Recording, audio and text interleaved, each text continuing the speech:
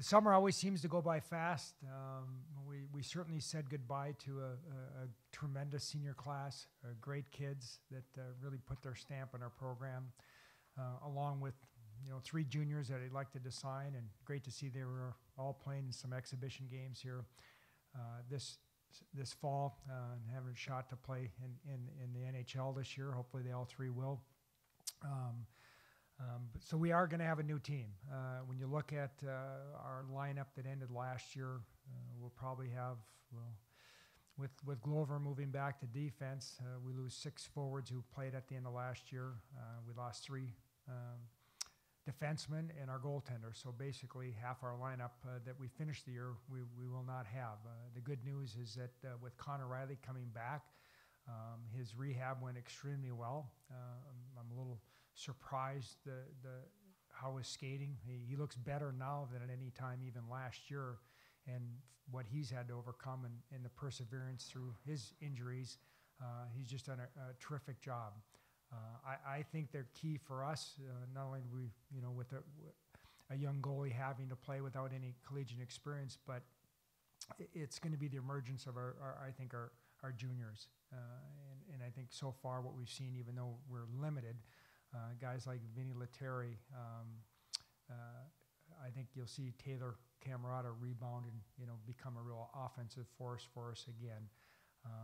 Leon, who's going to be a sophomore, I think his transition to college from freshman to sophomore year, I think he'll be a lot more comfortable when you look at somebody that has to come from Sweden. He didn't play over here for a couple of years like most of the Europeans do.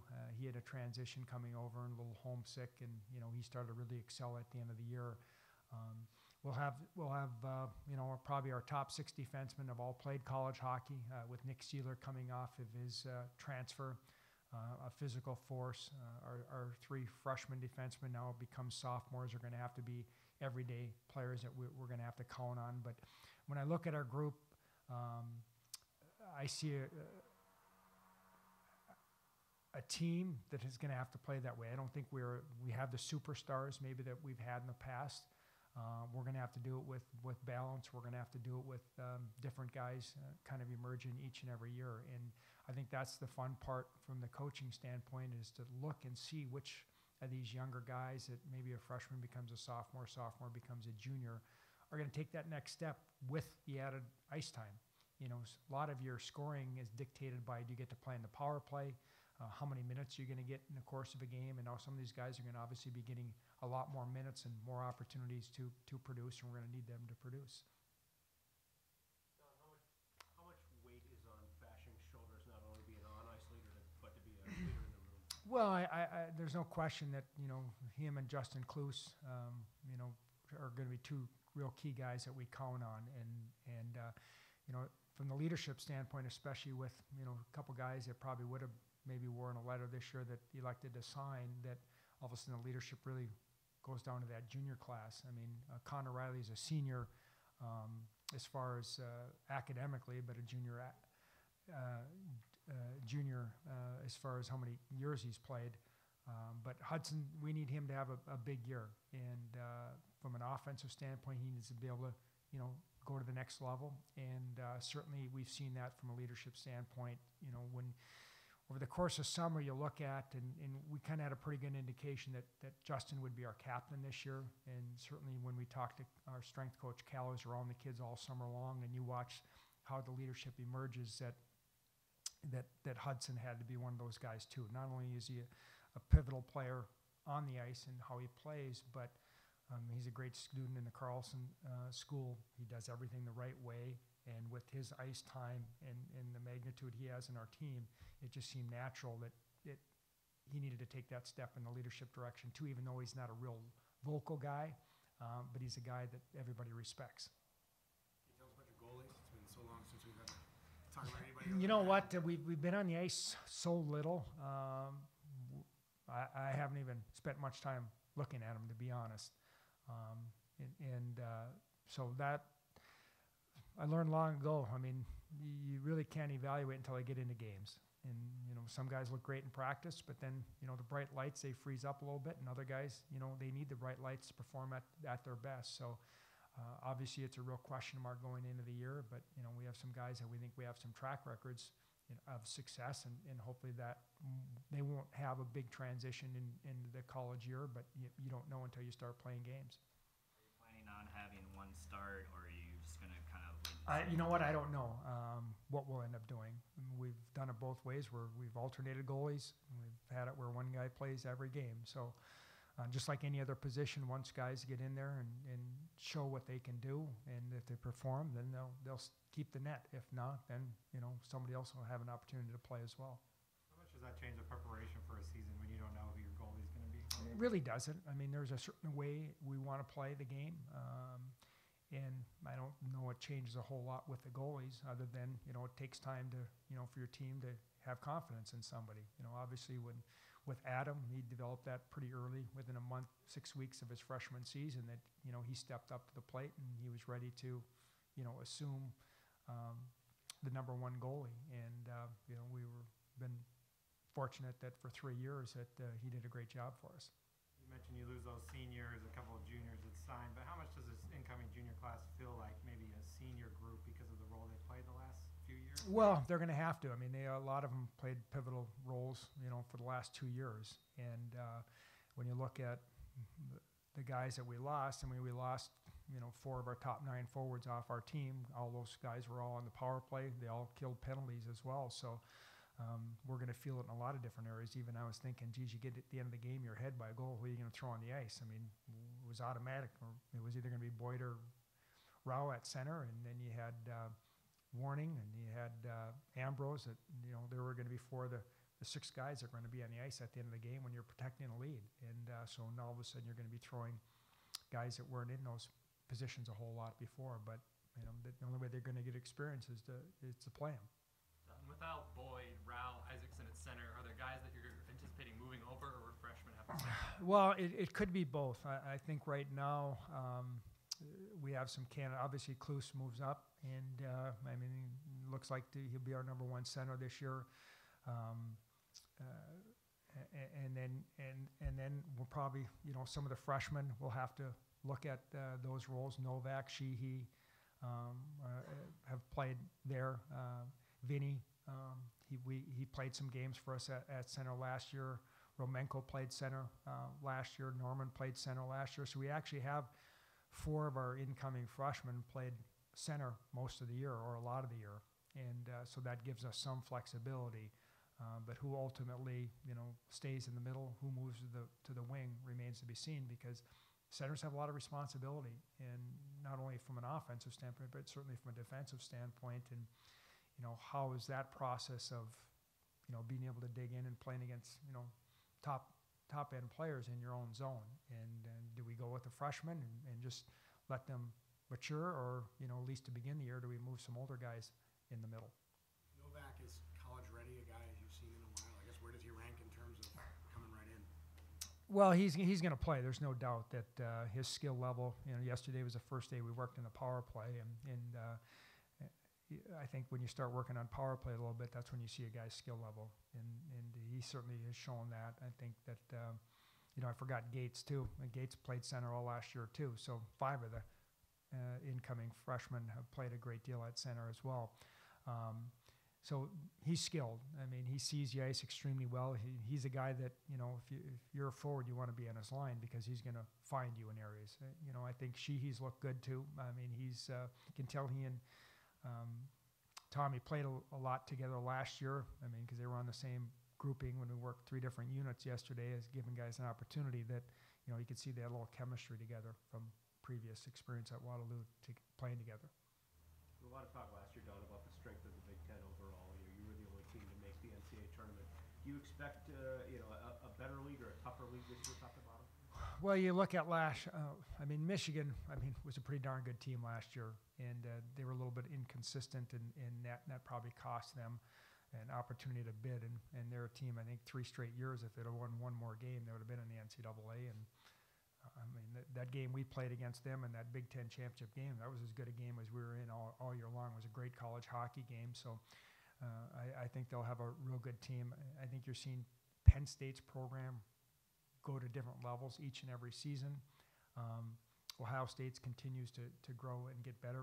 And Michigan State was a darn good hockey team the second half of the year, and they have everybody back. And Wisconsin had their down year, but there's too much tradition and history in that program for that to stay that way very long. And you look at over the last 20 years, 9 different times that one of the current members of the Big Ten have played for a national title in 20 years. So it's like anything else that you're going to go through a little cyclical at times. And now with the Big Ten, I think you'll see the teams continue to grow, and there'll be more threats as far as the NCAA is concerned. And the real key to that is the non-conference. That I think that's where we hurt ourselves. You play all those non-conference games early, and we didn't do as well as we needed to do as a league, and that hurt everybody.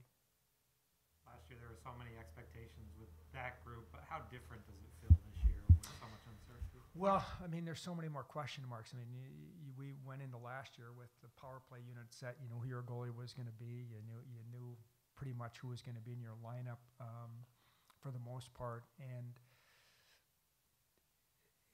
new units on the power play, new penalty killers, new goaltender, new defensemen taking different roles. So, I mean, and that's the fun part. I mean, will we have some growing pains at the beginning of the year? I would expect, but you just never know how quickly they'll adapt. And, we have a lot of young guys, and, you're still trying to learn their numbers, who the heck is wearing what number. And I think there'll be some good competition. I think we'll be stronger. Maybe we'll have a little bit more depth up front than what we had a year ago.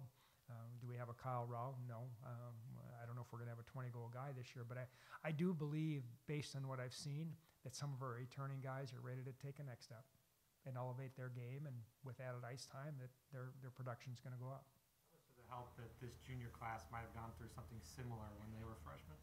Well, I think that one of the things with this junior class, and even our seniors, is that I think they've done a really nice job of helping the freshmen blend in and understand the way we expect to have things done in our program, both on the ice and off the ice and in the classroom. And they seem to be a group that's coming together pretty well in the locker room and off the ice. Now, how quickly that happens on the ice, we'll find out. You believe the national polls, you're certainly not easing into things with the non-conference schedule with Mankato and Duluth there in the first round. You know what? I think we have a really, really good non-conference schedule when you look at our potential opponents. And I mean, even starting with Vermont, who I think they have most of their guys back from last year's team that made it to the Final Four in the Hockey East playoffs, and we all know how strong a conference that's been. I mean, Northeastern was as good a team as anybody the back half of last year. UMD has basically their team back from last year, and all throughout the year, I thought they were as good as anybody we saw all year. Mankato's had a good run. St. Cloud was an NCAA tournament team, obviously, a year ago, with the North Star Cup, going back with that, and in even our Christmas tournament. So we want to make sure we schedule good teams. I think we've done that. I think our fans want to see that, and I think we have a great home schedule for our fans this year. How important is it for a guy like Camerata to take that next step? I know last year maybe he might not have matured or progressed the way you would like. Well, I think he got off to a rough start, and even though he ended up with 28, 29, whatever he did, just close to 30 points. A lot of them were assists. We need him to score goals again, and he's certainly capable of doing that. I mean, he had a couple goals in a national title game as a freshman, and he just didn't have the production we needed from him from a goal standpoint. And now with the guys that we lost, he's a guy that he has a proven track record of scoring. And some things I've told him, I mean, he looks like his skating has improved. He's come out and had a great work ethic on the rink each and every day in practice. And those are things that you have to have. And I think Taylor will rebound and have a real nice year for us. Is that first line looking Camerata, Clues? No, you know what? I have no idea what our first line is going to be. I think right now we look to try to. I think we have a pretty good feel of who our top 9 forwards are, but who's going to play with who, I don't know. I mean, do we end up having 3 freshman centers? How guys shoot left or right dictates that. We've had Klus and Fashion together. Well, that'll stay. I don't know.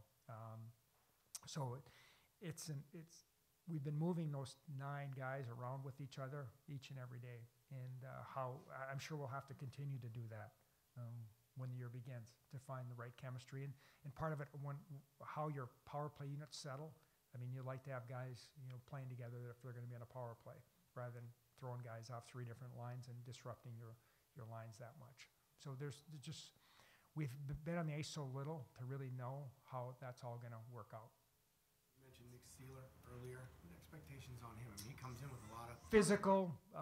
He's as physical defenseman as we've had here in years. And, he kind of held back last year, sitting out, and he's already popped a couple guys, and, you can use the term pancaked him. And so I got to keep reminding him, make sure it's just kind of like in football where you kind of wrap a guy up but don't take him to the ground. Sometimes, he's a good open ice hitter, and where he catches guys with their head down, he'll step up. It's not necessarily along the wall, but he's got a knack for stepping up and delivering a real physical blow.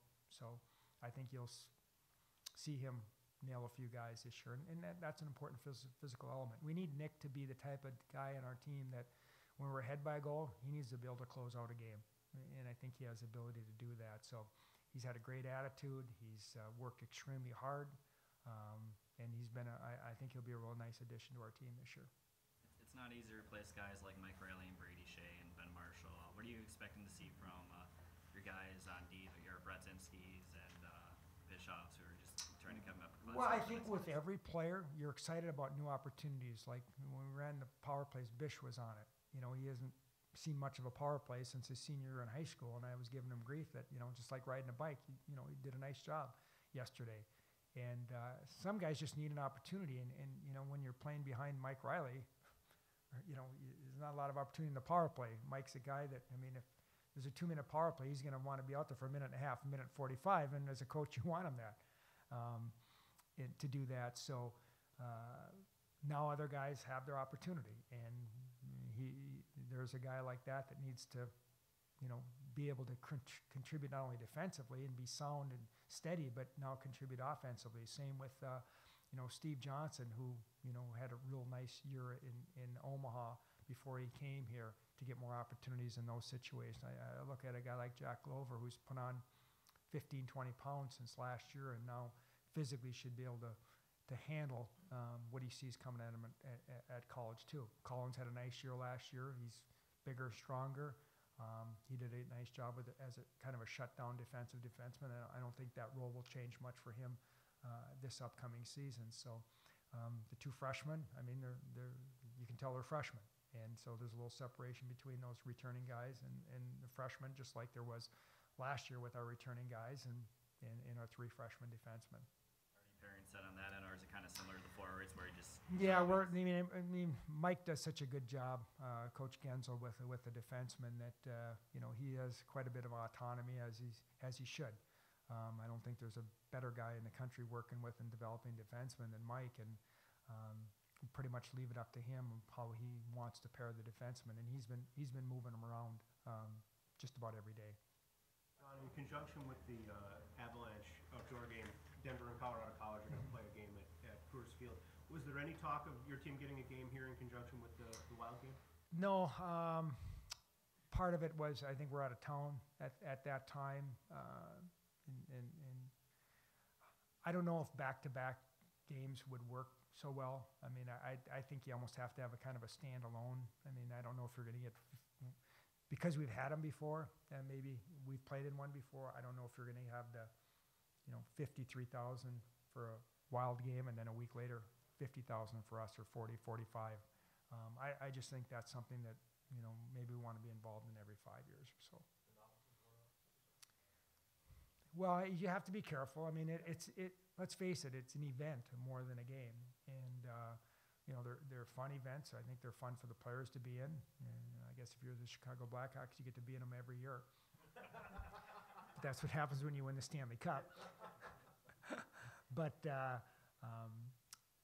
I think it'll be a great event for the Wild. I think TCF is a great place to have it, and they priced the seats accordingly because the best seats are on the second level. And but it's the tailgating. Hopefully the weather will be nice, and it's an event. I mean, if you're going there just to watch a hockey game, it's not the best venue to watch a hockey game, but it's a great environment, it's a great venue, and the Minnesota Wild should be playing in an outdoor game. And I think it's great that that's going to happen this year, and I think it'll be a tremendous success, and the people will enjoy themselves.